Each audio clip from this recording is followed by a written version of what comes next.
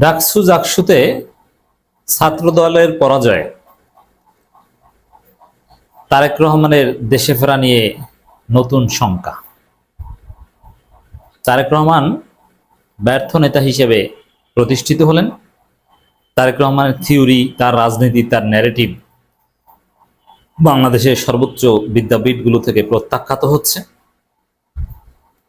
অতএব এই প্রত্যাখ্যাত অবস্থায় তারেক রহমান দেশে আসবেন কিনা সন্দেহ আছে।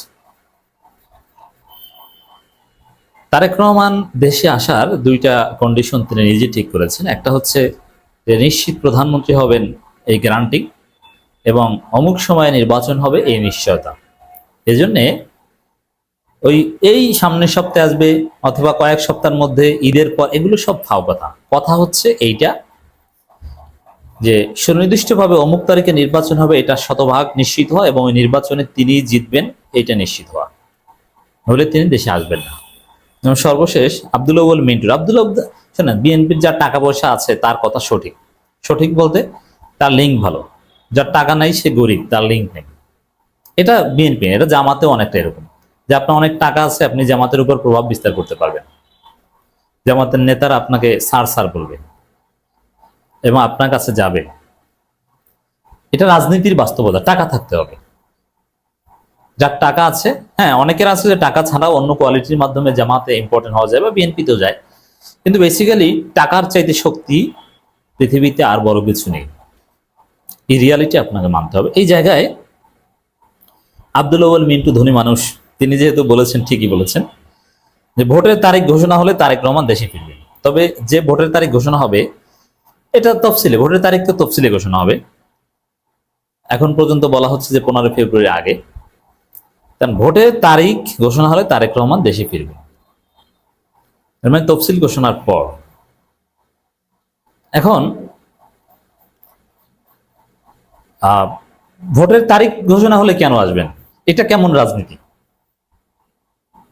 এটা কি কোনো বাংলাদেশি সন্তানের বৈশিষ্ট্য হতে পারে? তিনি দেশের নাগরিক, আসার পরিবেশ থাকলেই তিনি আসবেন, এটি তো স্বাভাবিক। কিন্তু ভোটের তারিখ হলে আসবেন কেন? তিনি কি দুধের মাছি যে ভোটের তারিখ হলে আসবেন, ভোট দিয়ে চলে যাবেন? এইটা নাহলে ভোটের তারিখের সাথে রিলেট করছেন কেন? এটার পেছনে হেকমত কি? এগুলো হচ্ছে ফাও কথা, চালাকি, ধান্দাবাজি। বাস্তব কি? বাস্তব হচ্ছে, আমি এটা নিয়ে আলাদা আলাদা আলোচনা করেছি যে নানান হেকমত আছে। তারেক রহমান দেশে ফেরা না ফেরা নিয়ে অনেক রাজনীতি আছে। যেমন র রকে ভয় পান, ভারতকে ভয় পান। ভারত বলছে উপরে উপরে ভারতের বাংলাদেশে এখন প্রতিনিধি বিএনপি, ঠিক আছে, কিন্তু তারেক রহমানকে সুযোগ পেলে দুনিয়া থেকে সরিয়ে দিবে রয়ের যে খেলা, এটা খালেদা জি এবং তারেক রহমানকে নিয়ে তারা নিরাপদ বোধ করছে না। তারেক রহমান খালেদা জিয়া মুক্ত বিএনপি হলে একদম পুরোপুরি ওই বিএনপিকে একদম পকেটে করে নিতে পারবে। তারেক রহমান এর কথাই চলেন, তারপরও তারেক রহমানকে বিশ্বাস করে না। কারণ কি? জিয়াউর রহমানের রক্ত আছে তারেক রহমানের শরীরে, এই জন্য বিশ্বাস করে না, করবে না। এটা ফাইনাল কথা। যারা রাজনীতি বুঝতে চান এটা লিখে রাখেন, এটা বাংলাদেশের রাজনীতির গ্রামার। তারেক রহমান যতই রকে আব্বা আব্বা বলুক, তারেক রহমানকে সুযোগ পেলেই হত্যা করে দিবে, বেনজির ভুট্টোর মতো একটা পরিস্থিতি তৈরি করে দিবে। তারেক রহমান এই ভয়ে আসেন না, আরো ভয় আছে যে তিনি আসলেন কিন্তু তার দল পরাজিত হলো, মান সম্মান থাকলো, তাহলে বিএনপির আর কোনো ক্যাপিটাল থাকলো না। এখন তারেক রহমান ক্যাপিটালটা, Tarique Rahman is and capital, is a capital, এটা বিএনপি রেখে দিল কি জন্য? যখন দেখবে যে চারিদিকে পরাজয়, হঠাৎ একবার তারেক রহমান আসবে। হ্যাঁ, আসলে তখন একটা হাইপ তৈরি হবে, তখন বলবে এই যে অতীতে পরাজয়টা যা হয়েছে, বা তারেক রহমান দেশে আসছে, এবার বিএনপির বাংলাদেশে। মানে জাস্ট এই আত্মতৃপ্তিটা নেওয়ার জন্য অথবা এই রাজনীতিটা করার জন্য তারেক রহমান আসছেন না। যেমন এখন দেখেন, এখন চারিদিকে বিএনপির হতাশা এবং জনগণ বিএনপি থেকে মুখ ফিরিয়ে নিয়েছে। তো হঠাৎ তারেক রহমান দেশে আসলে দেখবেন কোটি লক্ষ লক্ষ মানুষ ঢাকার শহরে গেছে এবং একটা হাইপ, বলবেন না এবার সব ঠিক হয়ে গেছে। এবং তারেক রহমান এসে বিএনপির বিরুদ্ধে কিছু শুদ্ধি অভিযান চালাবেন, অনেকের বিরুদ্ধে ব্যবস্থা নেবেন, এবং তারপর বিএনপি বলতে পারবে ভাই বিএনপি ভালো হয়ে গেছে, অতএব বিএনপিতে আসো, এবং কিছু উপকার পাবে ডেফিনেটলি। জাস্ট ওইটা ধরে রাখার জন্য এটা করছে। তো এই জায়গায়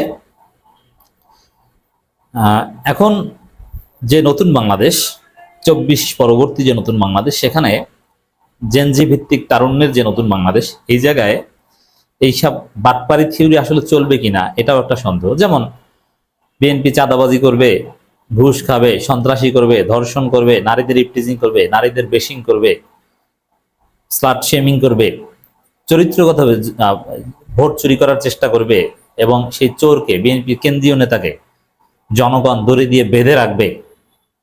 জাহাঙ্গীরনগর বিশ্ববিদ্যালয়ে যেটা হয়েছে, ছাত্রদলের কেন্দ্রীয় সহসভাপতিকে বেঁধে রেখেছে দড়ি দিয়ে।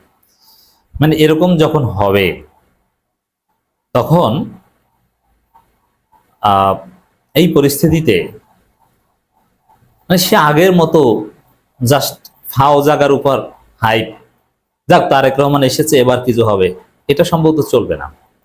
তারেক রহমান আসছে তাতে কি ভাই, হুইজ তারেক রহমান? তারেক রহমান নিজেই তো বিতর্কিত হয়ে যাচ্ছেন। তার মধ্যে এই জাকসু নির্বাচনে এই ভয়ানক পরিস্থিতি দেখে তারেক রহমান দেশে আসার সিদ্ধান্ত পুনর্বিবেচনা করবেন যে না, এই পরিস্থিতিতে যাওয়া ঠিক হবে না। শেষ পর্যন্ত আগামী জাতীয় নির্বাচন কখন হয় আর সেই নির্বাচনে অংশগ্রহণ করতে আসেন কিনা বলা যায় না, কারণ পরাজয় গ্রহণ করতে তারেক রহমান দেশে আসবেন বলে মনে হচ্ছে। পরাজয়ের সংখ্যা থাকলে তিনি আসবেনই না, লন্ডন বসেই চালাবেন। বিজয়ের নিশ্চয়তা থাকলে আসবেন, পরাজয়ের সংখ্যা থাকলে আসবেন। এখন জাকসুর মাধ্যমে তো পরাজয়ের সংখ্যা তৈরি হয়েছে, যার ফলে তারেক রহমানের দেশে ফেরা নিয়েও সংখ্যা। এটা হচ্ছে সহজ ক্যালকুলেশন। তো এই জায়গায় তারেক রহমান দেশে ফিরতে পারবেন বলে মনে হচ্ছে না। তার সামনে অন্ধকার, ব্যর্থতার হাতছানি। ত্রয়োদশ জাতীয় সংসদ নির্বাচনের তারিখ ঘোষণা হলে তারেক রহমান দেশে ফিরবেন, এটি তো হাস্যকর কথা। মানে এটা অনেকটা এরকম যে আছে না, যে আত্মীয় স্বজন কেউ একজন মারা গেছে, এমনি সারা বছর অসুস্থ ছিল, কোনো খোঁজ খবর নাই, মারা গেছে তারপরও আসবে না, ধনী মানুষ, সময় নাই, ব্যস্ত, ঠিক আছে, জানাজার টাইম ঘোষণা হলে বইলো, এসে জানাজাটা পরে আবার চলে যাব। আছে না এরকম? আমার আপনার ক্ষেত্রে অনেক ক্ষেত্রে হয় যে আত্মীয় বা যে লোক আমার কাছে ইম্পর্টেন্ট না, কিন্তু একটু সম্পর্ক আছে, এমনিতে তাকে দেখতে যাওয়ার সময় নেই, কিন্তু একদম শেষ সময়টায় জানাজাটা না গেলে বা কেমন হয়? ঠিক আছে, জানাজার টাইমটা হলে বইলো আমি জানাজায় আসবো, এরকম হয় না অনেকের জীবনে? তারেক রহমান পরিস্থিতিটা এখন এমন যে না, এমনিতে দেশে আসার সুযোগ টুযোগ নাই, ভোটের টাইমটা হলে তারপরে একটু আসবে। এইভাবে কি রাজনীতি হয়? এটা কি রাজনীতি? এটা বাংলাদেশের একজন নাগরিক, একজন বাংলাদেশের সাবেক প্রেসিডেন্ট এবং প্রধানমন্ত্রীর ছেলে, তিনি এই সিস্টেমে রাজনীতি করবেন আর জনগণ তাকে ভোট দিবে, গ্রহণ করবে? এটা অসম্ভব। সে আগের যুগ, ভুলভাল বোঝানোর যুগ নাই, এখন নতুন বাংলাদেশ। এখন নির্বাচনে জিততে হলে মানুষের দ্বারে দ্বারে যেতে হবে, মানুষকে ইমপ্রেস করতে হবে, ভালো কাজ করতে হবে, আপনার চারিত্রিক প্রমাণ দিতে হবে। ডাকসুতে যেটা হয়েছে, কোনো হাইপ, কোনো আগের ওই বাপদাদার নাম, এগুলোতে চলে না। আর জাকসুতে মূলত তারেক রহমানের থিওরিরই ব্যর্থতা। তারেক রহমান যেভাবে বলেছে ওরা তো ওইভাবেই করেছে, কে ভিপিজিএস ক্যান্ডিডেট, এগুলো সব তারেক রহমান ঠিক করেছে, কিন্তু সব ব্যর্থ হয়েছে। জাকসুতে ভোট বর্জনের পরামর্শ এটা তারেক রহমানই দিয়েছে, এগুলো সব ব্যর্থ। অতএব দেশে আসা নিয়ে নতুন শঙ্কা।